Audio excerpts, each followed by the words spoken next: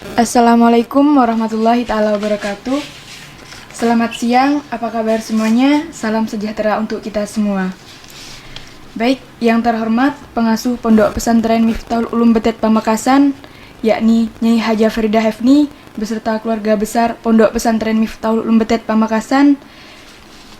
Yang terhormat seluruh dosen Fakultas Ilmu Hukum, yang terhormat Bapak Dekan Fakultas Ilmu Hukum, dan yang terhormat Bapak Muhammad Nurul Huda, SHMH, selaku pemateri kita siang hari ini. Alhamdulillah, puji syukur kita panjatkan, karena berkat rahmatnya lah, kita masih bisa berkumpul bersama-sama menimba ilmu dari pemateri yang luar biasa ini. Meski harus dilaksanakan secara online, semoga kita tetap sehat selalu. Kajian online kali ini mengusung tema peran Majelis Pengawas Notaris yang menanggapi laporan masyarakat tentang dugaan pelanggaran yang dilakukan oleh notaris. Sebelum memulai acara, perkenalkan, saya Nuril Fitriyah yang akan memandu jalannya acara siang hari ini untuk membacakan susunan acara sebagai berikut. Acara yang pertama, pembukaan. Acara yang kedua, sambutan dari Ketua BEM Fakultas Ilmu Hukum. Acara yang ketiga, acara inti. Dan acara yang terakhir, penutup. Baik, kembali ke acara yang pertama, yaitu pembukaan. Dan untuk membuka acara siang hari ini, marilah kita membukanya dengan bacaan basmalah bersama. Bismillahirrahmanirrahim. Memasuki acara yang kedua, yaitu sambutan dari Ketua BEM Fakultas Ilmu Hukum Universitas Islam Madura, yakni Saudara Imam Syafi'i. Disilakan. Oke, assalamualaikum warahmatullahi wabarakatuh. Alhamdulillahirabbil alamin wassalatu wassalamu ala asrafil anbiya'i wal mursalin sayyidina Muhammadin wa ala alihi washabbihi ajma'in, amma ba'du.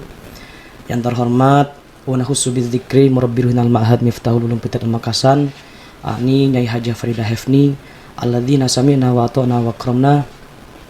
Yang terhormat seluruh dosen Fakultas Hukum, khususnya Dekan Fakultas Hukum dan Kaprodi Fakultas Hukum. Yang terhormat Bapak Nurul Huda yang sudah jadi pemateri pada siang hari ini.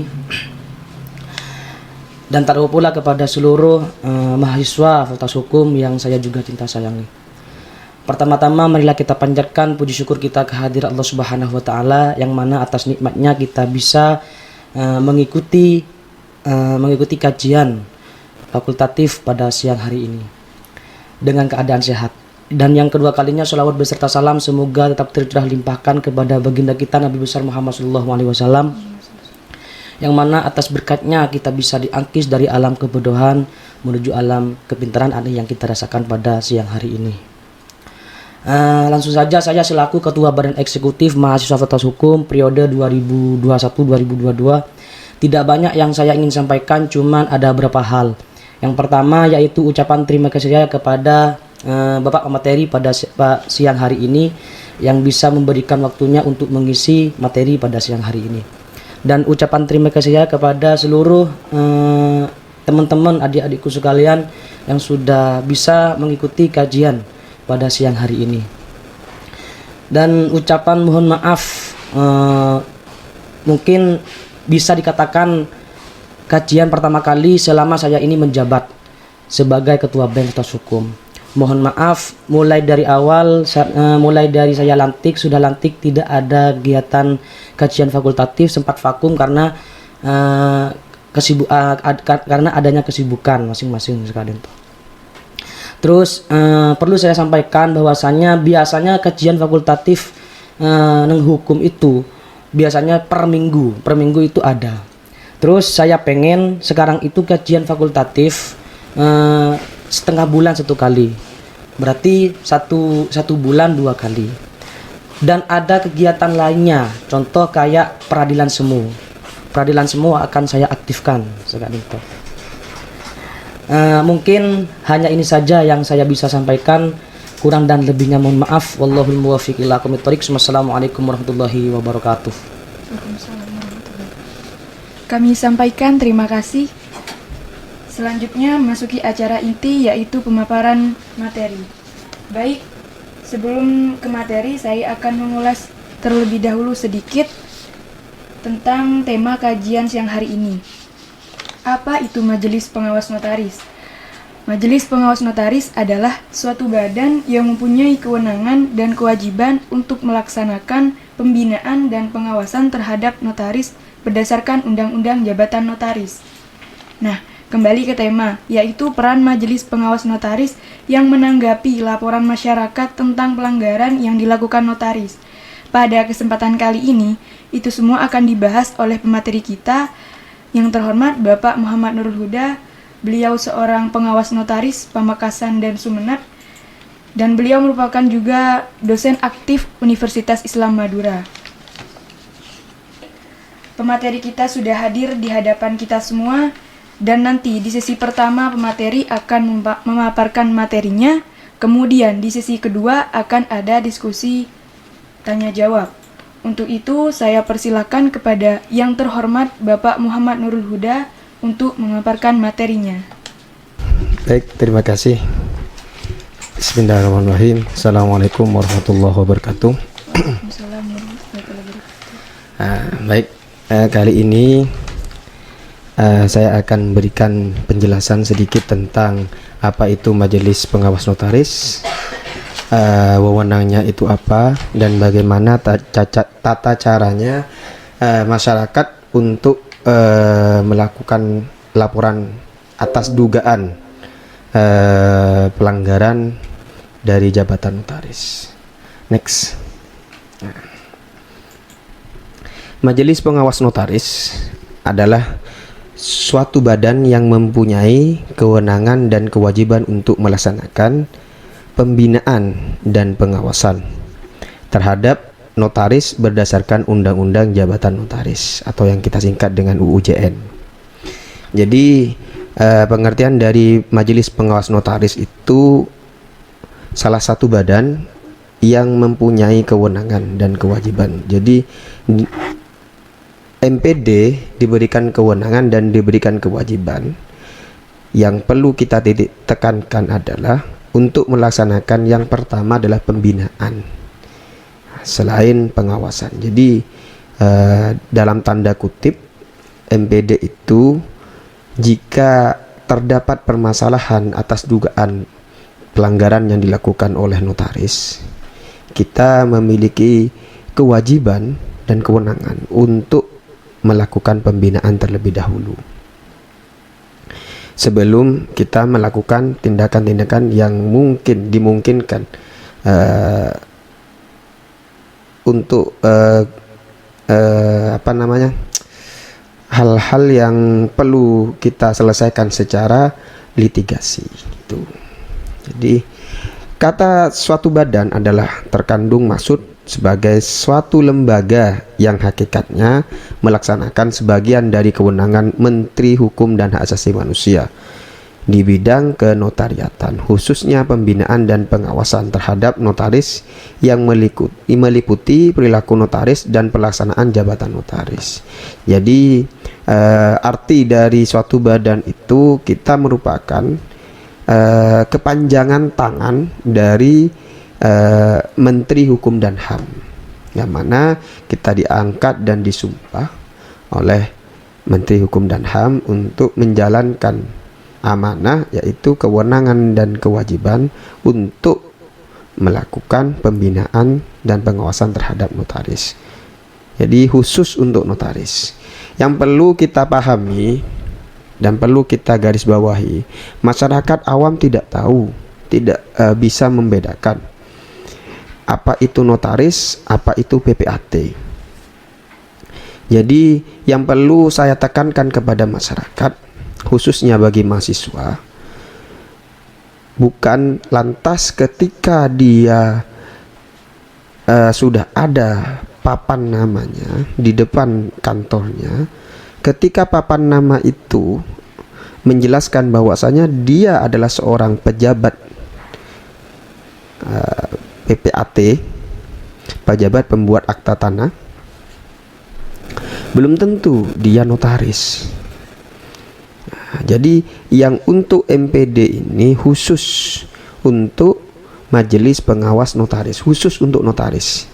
Jadi masyarakat awam cuma tahu bahwasanya ketika ada permasalahan masalah tanah, yang menyelesaikan adalah notaris. Padahal kalau kita belajar tentang hukum, jika kita belajar tentang hukum, notaris dan PPAT merupakan dua hal yang berbeda. Dia memiliki tugas dan wewenang yang berbeda. Jadi ketika ada permasalahan terkait dengan tanah yang mana bidangnya adalah PPAT, pejabat pembuat akta tanah, maka tidak bisa dilaporkan kepada kami selaku pengawas notaris atau majelis pengawas notaris. Apa saja yang dapat dilaporkan kepada kami, kepada MPD, hal-hal yang dapat dilaporkan kepada MPD atas dugaan pelanggaran yang telah dilakukan oleh notaris. Jadi hal-hal yang sifatnya kenotariatan. Jika hal-hal yang berkaitan tentang tanah yang ada kaitannya dengan pejabat pembuat akta tanah, itu ranahnya PPAT. Jadi beda. Jadi banyak yang bertanya kepada kami, yang ingin melayangkan laporan kepada kami, dan kami tidak bisa melanjutkan proses laporan itu karena laporan yang masuk ke kami itu bukan berdasarkan pelanggaran dari notaris, akan tetapi dugaan atas pelanggaran yang dilakukan oleh PPAT. Jadi notaris itu dia punya dua kaki. Di satu sisi dia menjadi notaris, di satu sisinya dia juga bisa menjadi PPAT, pejabat pembuat akta tanah. Jadi ketika berbicara masalah tanah, orang masyarakat di Madura itu khususnya cenderung siapapun yang mengurus tanah ya pasti notaris. Padahal tidak. Yang benar itu untuk masalah tanah, meskipun dia notaris, tapi dia berangkat dari sisi satunya, yaitu pejabat pembuat akta tanah. Ketika ada dugaan pelanggaran terhadap dugaan atas pelanggaran di perjalanan untuk proses agraria, tanah di BPN dan sebagainya, itu bukan laporan kepada kami. Ada badan yang lainnya yang diberikan wewenang, yang juga diberikan oleh wewenang untuk hal-hal yang berkaitan tentang PPAT.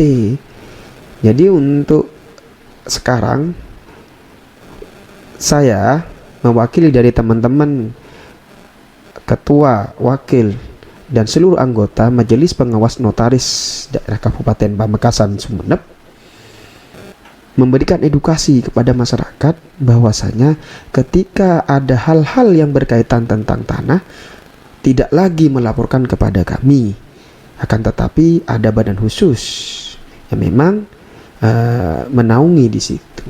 Untuk kami hanya berkaitan tentang kenotariatan.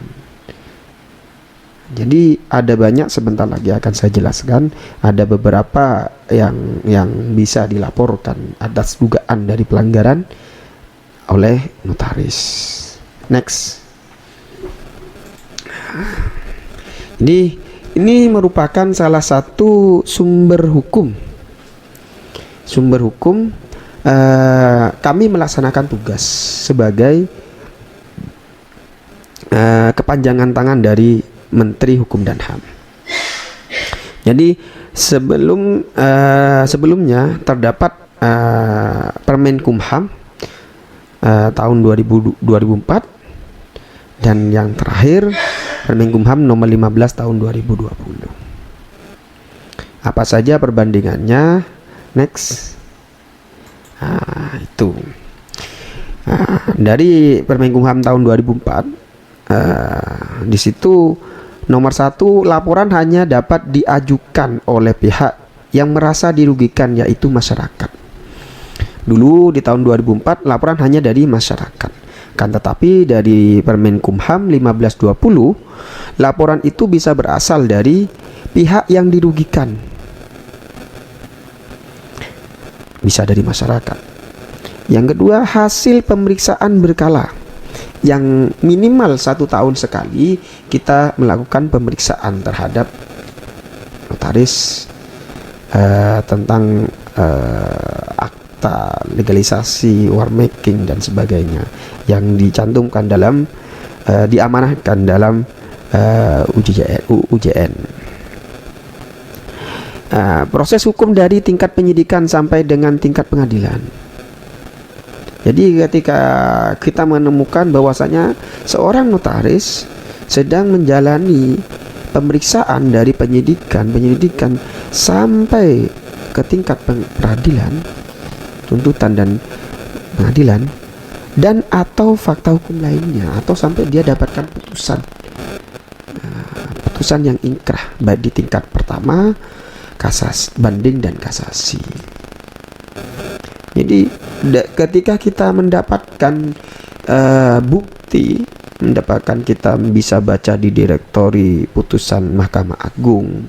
Di situ sudah banyak, zaman sudah serba online, masyarakat sudah bisa cerdas meskipun tanpa harus belajar yang secara formal, meskipun itu penting kan, tapi dengan secara media yang seperti sekarang ini, masyarakat dituntut untuk serba tahu.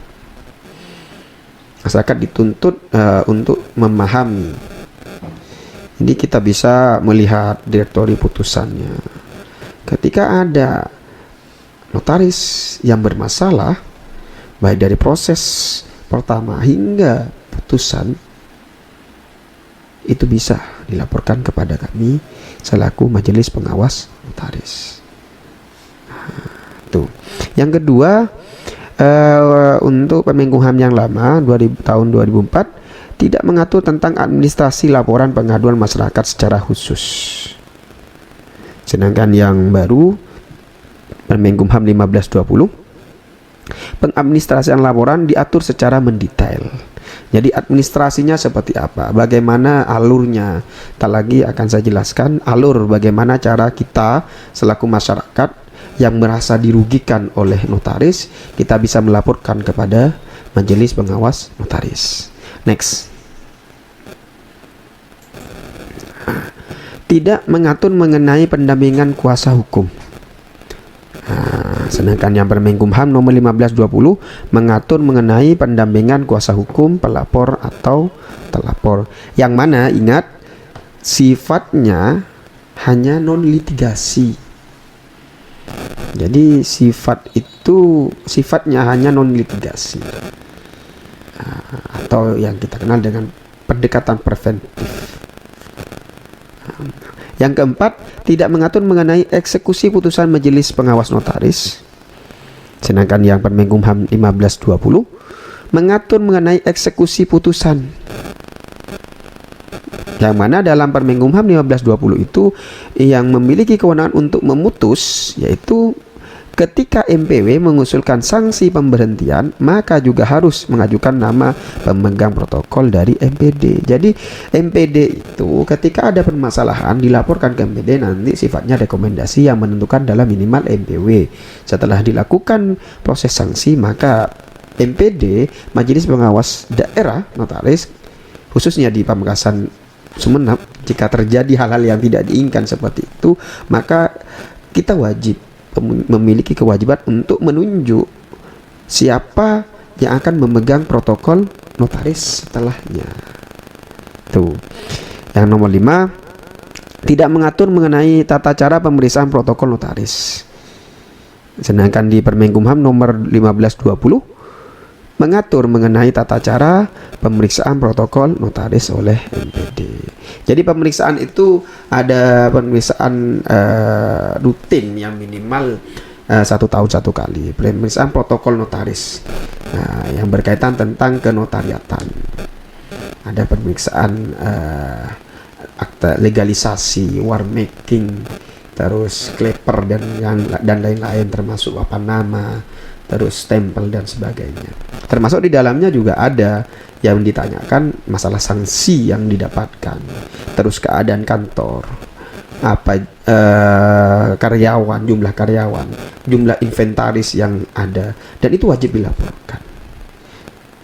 Dan kita harus minimal uji petik, melihat akta yang ada, pengarsipannya seperti apa. Karena apa? Karena ini akta yang dibuat oleh notaris merupakan arsip negara yang harus dijaga, sehingga kita selaku pengawas notaris, kita harus bisa melihat keadaan kantornya seperti apa, sehingga kita bisa melihat arsipnya sudah tertata dengan baik atau tidak.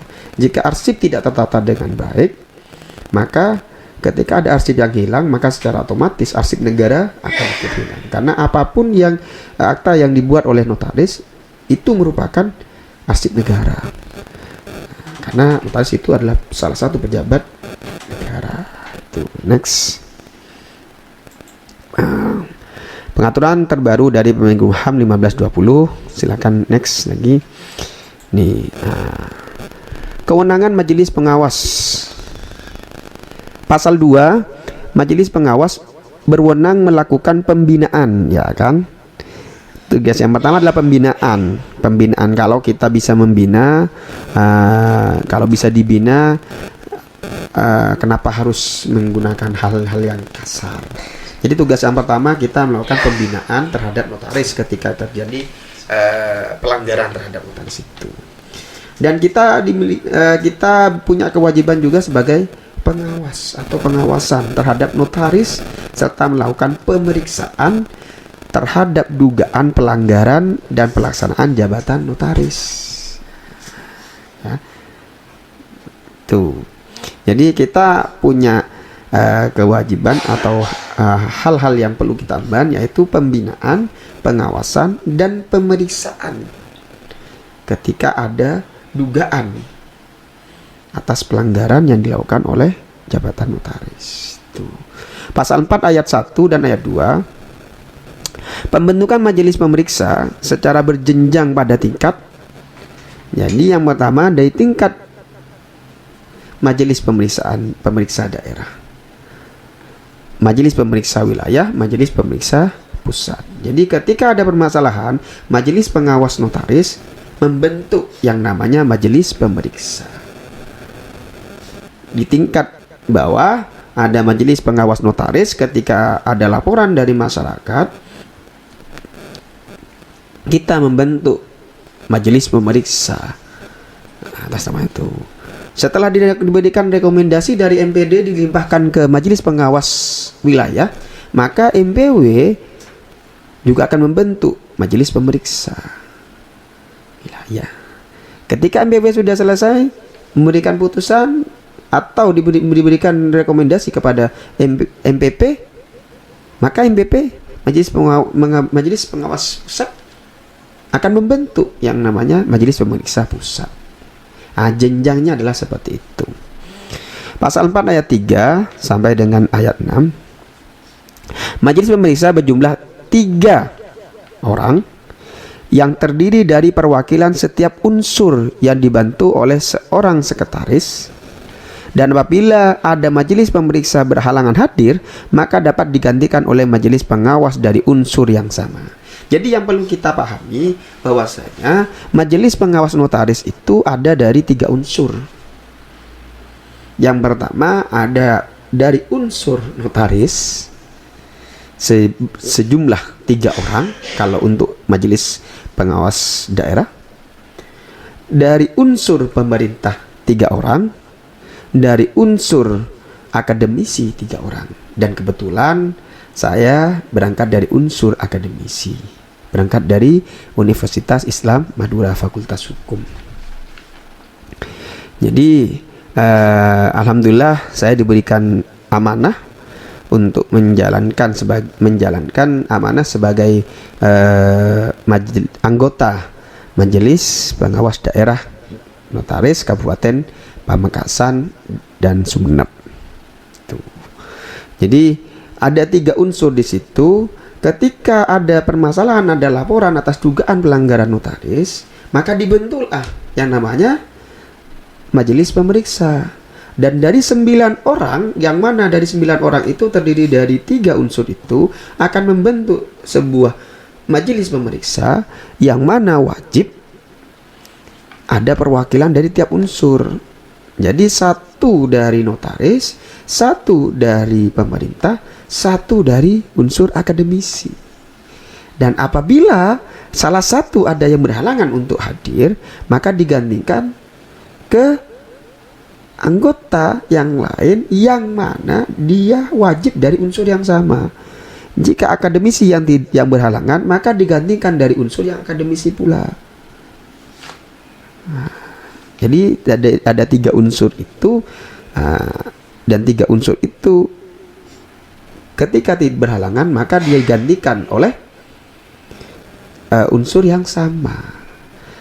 Dari unsur notaris yang berhalangan maka digantikan dari anggota majelis, anggota siapapun yang dari majelis pengawas notaris untuk jadi majelis pemeriksa sebagai pengganti, dan itu wajib dari unsur yang sama. Kalau yang barusan saya bilang notaris, berarti penggantinya dari unsur notaris.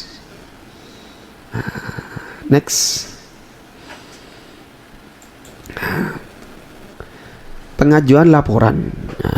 Ini sistemnya bagaimana cara mengajukan laporan. Jadi laporan diajukan oleh pihak yang dirugikan atas dugaan pelanggaran perilaku dan pelaksanaan jabatan notaris. Ingat, perilaku dan pelaksanaan jabatan notaris yang seperti yang di awal saya jelaskan, bahwasanya masalah kenotariatan, bukan masalah tentang PPAT. Jika kalian mahasiswa atau masyarakat menganggap telah dirugikan oleh kenotariatan atau oleh notaris, maka silahkan laporan itu ditujukan kepada kami sebagai majelis pengawas notaris. Pasal 8 ayat 2, laporan yang berasal dari pelaksanaan kewenangan majelis pengawas dapat diperoleh dari, nah, ini yang khusus kita. Yang pasal 7 ayat 1 bisa dari masyarakat, dan dari kita bisa dari laporan itu berasal dari hasil pemeriksaan berkala. Yang saya bilang, MPD itu memiliki kewajiban untuk minimal 1 kali dalam setahun untuk melakukan pemeriksaan berkala tentang kenotariatan. Banyak di situ, ada beberapa buku yang harus ditunjukkan kepada kami, dan kami harus memeriksa satu persatu, dan akan diadakan uji petik dan sebagainya untuk melihat apakah sudah sesuai dengan UJN atau tidak, Undang-Undang Jabatan Notaris. Proses hukum dari tingkat penyidikan sampai dengan tingkat peradilan atau fakta hukum lainnya. Jadi yang saya bilang barusan, bisa jadi dia dilakukan proses penyidikan sampai putusan pun kita bisa melaporkan. Pasal 9 terhadap laporan sebagaimana dimaksud pasal 7 dan pasal 8 dilakukan pemeriksaan oleh majelis pemeriksa secara berjenjang. Yang saya bilang barusan, ketika kita mendapatkan laporan, maka kita akan membentuk yang namanya majelis pemeriksa. Dari 3 unsur itu diambillah satu, dibuat majelis pemeriksa. Bagaimana tata caranya? Next, sebentar lagi. Itu pengadministrasian itu khusus untuk kita. Laporan diterima dan dicatat oleh sekretaris majelis pengawas, meliputi identitas pelapor dan terlapor, surat yang disampaikan kepada ketua majelis pengawas notaris, dan bukti atau fakta hukum dan lampiran dokumen-dokumen jika memang itu dirugikan, masyarakat dirugikan, atau kita menemukan fakta hukum gitu. Pasal 11, sekretaris majelis pengawas notaris melakukan pengadministrasian laporan yang dicatat pada buku register perkara yang memuat nomor dan tanggal register perkara, nomor tanggal surat laporan dan lain-lainnya itu. Next. Nah, inilah alur tata cara pemeriksaan MPN, Majelis Pengawas Notaris, di tingkat dari MPD sampai MPP. Ini next. Nah, di situ alur tata cara pemeriksaan MPN. Jadi yang pertama laporan. Dari laporan masyarakat terkait dugaan pelanggaran jabatan notaris, dari dugaan pelanggaran itu, laporan dari masyarakat silahkan, hasil pemeriksaan rutin berkala itu silahkan, atau proses hukum dari tingkat pertama sampai tingkat terakhir atau fakta hukum, baru ketika ada laporan itu baru kita masukkan ke administrasi pemeriksaan laporan. Jadi kita temukan laporan itu, kita dapatkan laporan itu, baru masuk ke administrasi. Jadi tidak langsung dapat langsung ini dan sebagainya. Pencatatan laporan atau register perkara mencakup identitas pelapor dan terlapor, surat laporan, bukti fakta hukum, dan lampiran dokumen. Tuh. Ketua Majelis Pengawas bisa dibesarkan,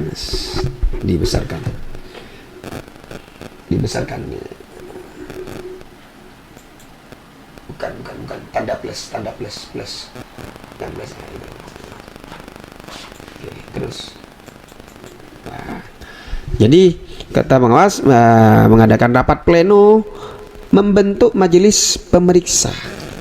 Jadi kita kita datang, kita rapat di situ, seluruh anggota dari MPD, Majelis Pengawas Notaris daerah, kalau di daerah, karena ini merupakan tingkat pertama, rapat pleno untuk menentukan siapa yang akan menjadi majelis pemeriksa yang akan memeriksa dari laporan yang sudah masuk di perkara itu. Rapat gelar perkara majelis pemeriksa. Jadi yang pertama itu membentuk majelis pemeriksa yang terdiri 1 orang ketua dan 2 anggota serta 1 sekretaris pemeriksa. Setelah terbentuk, baru kita melakukan rapat gelar perkara majelis pemeriksa. Ini masuk enggak? Ini masalah kenotariatan tidak? Jadi banyak yang kita dapatkan, kan, tetapi ini tidak masuk dalam ranah kenotariatan, tapi ini masuk ranah PPAT. Jadi masalah tanah bukan larinya kepada kami, karena kami ini adalah pengawas notaris. Jadi notaris tidak bukan hanya masalah tanah tuh. Yang masyarakat yang tahu ketika berbicara tanah jelas notaris. Padahal kalau tanah itu merupakan kewenangan dari PPAT, pejabat pembuat akta tanah. Setelah itu majelis pemeriksa membuat resume, membuat konsep putusan, melakukan pemeriksaan terhadap pelapor dan terlapor. Jadi dipanggillah pelapor dan terlapor. Kita proses untuk itu, apakah apa yang dia inginkan, apa yang memang benar-benar terjadi. Jadi dalam hal ini kita memanggil, majelis pemeriksa itu memanggil dari kedua belah pihak. Jadi pelapor yang merasa dirugikan dan terlapor. Terlapor itu siapa? Ya jelas notaris. Ya jelas notaris. Jadi dalam hal ini kita melakukan pemeriksaan. Setelah itu kita membuat resume dan membuat konsep putusan. Setelah itu pemeriksaan sudah selesai, sekretaris majelis pengawas melakukan pemanggilan terhadap pelapor dan terlapor. Jadi setelah resume semua selesai, pemanggilan kita proses baru. Itu ketentuan dari pemanggilan itu. Pemanggilan pertama dan kedua dilakukan 5 hari sebelum pemeriksaan. Jadi 5 hari sebelum pemeriksaan kita melakukan pemanggilan terhadap pelapor dan terlapor, dan ditentukan oleh kita kapan hari yang telah kita tentukan. Apabila terlapor tidak hadir setelah 2 kali pemanggilan, maka pemeriksaan dilakukan dan putusan diucapkan tanpa kehadiran terlapor. Jadi sempat terjadi ketika kita panggil, ternyata 2 kali dia tidak datang. sama dengan pelapor tidak hadir 2 kali pemanggilan, maka laporan dianggap gugur dan tidak dapat mengajukan kembali.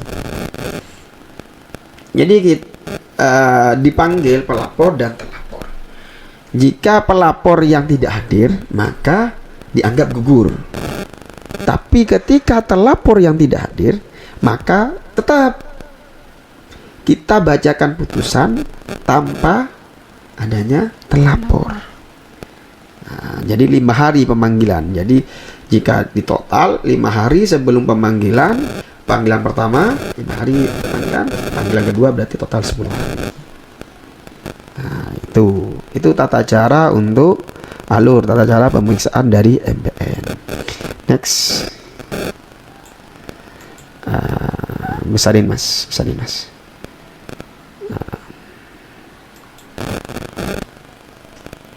Laporan itu yang dibilang barusan itu, laporan itu 14 hari. 14 hari dari laporan, masanya itu 14 hari dari laporan, baru sekretaris MPD memasukkan ke register. Jadi laporan tanggal 1 bisa diproses maksimal 14 hari. Setelah itu 7 hari yaitu kita melakukan pemeriksaan pemanggilan. Nah, itu 5 hari rapat pleno, 5 hari untuk panggilan kedua dan BAP. Jadi itu jumlah harinya. Jadi setelah itu baru diserahkan ke sekretaris MPW. Itu. Next, ke bawah. Bukan. Ke bawah. Itu. Nah, itu. Jadi yang pertama itu dari MPD itu dari 14 hari, 7 hari, 5 hari. Jadi total ketika ada laporan MPD ada jenjang waktu 14 tambah 7 tambah 5 tambah 5. Jadi total 31 hari. 31 hari atau 1 bulan dari laporan itu MPD sudah memutus. Bukan putusannya bersifat rekomendasi. Jadi yang berhak untuk memutus itu adalah MPW atau MPP. Jadi sifat dari putusan yang dikeluarkan oleh MPD itu adalah sifat rekomendasi yang diberikan kepada MPW. Itu hampir sama dari MPW terus ke MPP dan MPP baru sampai ke Menteri Hukum dan HAM, yang mana nanti ketika itu permasalahan memang adalah permasalahan yang memaksa notaris untuk diberhentikan secara tidak terhormat, maka dilaksanakan pemberhentian secara tidak terhormat. Kita nunggu dari Menteri Hukum dan HAM, sembari menunggu MPD punya kewajiban untuk menunjuk siapa yang akan memegang protokol notaris selanjutnya. Jadi ketika ada notaris yang diberhentikan secara tidak terhormat atas laporan dari masyarakat karena dia telah melakukan pelanggaran terhadap UUJN, Undang-Undang Jabatan Notaris, yang mana bisa jadi dia diberhentikan secara tidak terhormat, atau notaris itu sudah pensiun, maka berhak ada pengganti untuk pemegang protokol notaris. Jadi arsip negara itu yang ada akan dilimpahkan juga kepada notaris yang baru, yang pemegang protokol notaris yang baru. Itu. Jadi arsip negara tidak akan hilang. Arsip negara akan tetap continue. Dari yang lama diserahkan kepada notaris yang baru. Itu. Nah, next ini yang agak penting. Next. Nah, notaris yang dijatuhi sanksi pemberhentian baik sementara maupun pemberhentian dengan hormat atau tidak dengan hormat dari jabatan notaris dilarang melaksanakan jabatannya. Jadi ketika dia sudah diberhentikan baik secara hormat maupun tidak hormat, yang saya bilang barusan sudah pensiun ataupun dia ada permasalahan yang tidak memungkinkan dia melaksanakan jabatan notaris, maka dia dilarang untuk melaksanakan jabatan notarisnya. Tidak bisa dia membuat akta. Apabila tetap notaris tersebut menjalankan jabatannya dalam pembuatan akta, saya bilang barusan, tetap dia menjalankan jabatannya membuat akta, notaris dinyatakan melakukan perbuatan melawan hukum. Jadi yang telah dilakukan salah satu perbuatan melawan hukum. PMH, perbuatan melawan hukum. Nah, jadi jika ada notaris yang sudah pensiun, notaris yang sudah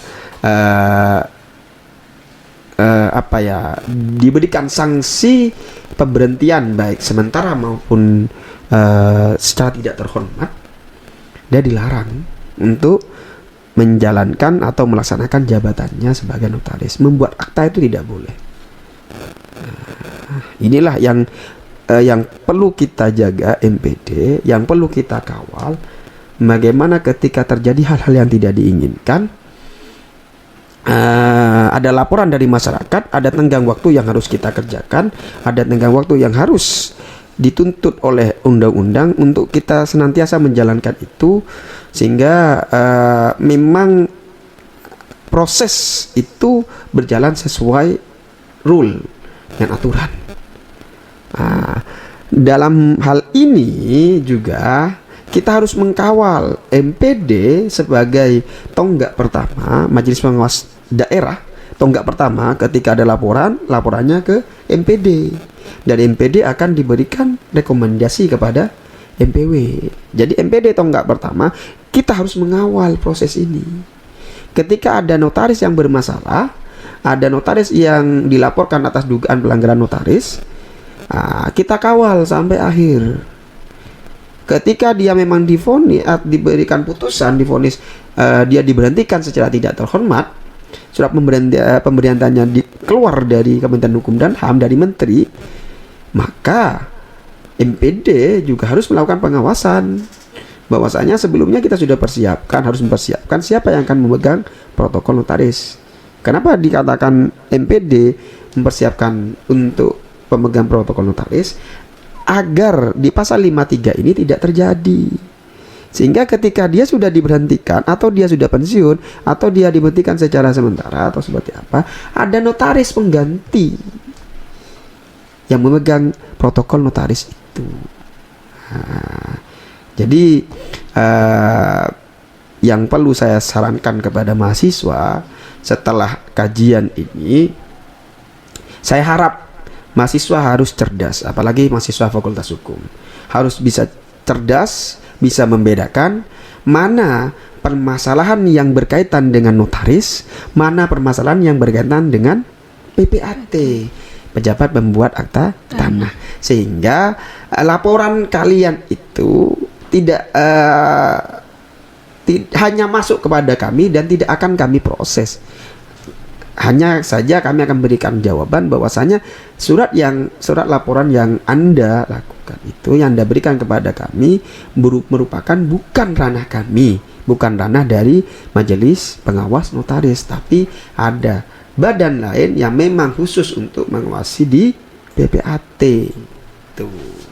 Jadi itu saja yang dapat saya sampaikan. Mudah-mudahan ilmu yang saya berikan bermanfaat. Mudah-mudahan memberikan tambahan wawasan kepada kami, khususnya pada saya. Mudah-mudahan dalam menjalankan ini, amanah ini, saya khususnya selaku dosen pengampu di Fakultas Hukum, mudah-mudahan amanah. Berikut teman-teman sejawat, teman-teman di pengawas notaris, mudah-mudahan diberikan kesehatan, keselamatan, kelancaran selama menjalankan tugas ini. Dari saya akhiri. Assalamualaikum warahmatullahi wabarakatuh. Saya kembalikan ke moderator. Terima kasih kepada Bapak Muhammad Nur Huda yang telah memaparkan materinya tadi. Baik, saudara-saudara semuanya, Kita masuk ke sesi tanya jawab. Saya beri kesempatan terlebih dahulu, silakan diisi di kolom komentar dan sebutkan namanya. Masuk ke penutup. Baik, sekian kajian online kali ini. Dapat disimpulkan, pengawas notaris mempunyai hak kewenangan melakukan pembinaan terlebih dahulu, lalu pengawasan dan pemeriksaan terhadap notaris tentang laporan dugaan tentang kenotariatan yang bisa dilaporkan kepada Majelis Pengawas Notaris. Perlu digarisbawahi bahwasanya notaris berbeda dengan PPAT. Saudara-saudara yang berbahagia, alhamdulillah rangkaian sesi kajian pada siang hari ini sudah terlaksana dengan baik. Kami ucapkan terima kasih kepada pemateri kita pada siang hari ini, Bapak Muhammad Nurul Huda, yang sudah berbagi ilmunya kepada kita semua. Dan juga terima kasih kepada audien yang sudah menyimak nanti dengan antusias di kajian kita pada siang hari ini. Dan saya selaku pemandu acara kajian fakultatif yang diadakan BEM Fakultas Hukum ini mohon undur diri. Apabila ada prakata salah, mohon maaf. Akhir kata, terima kasih. Assalamualaikum warahmatullahi taala wabarakatuh.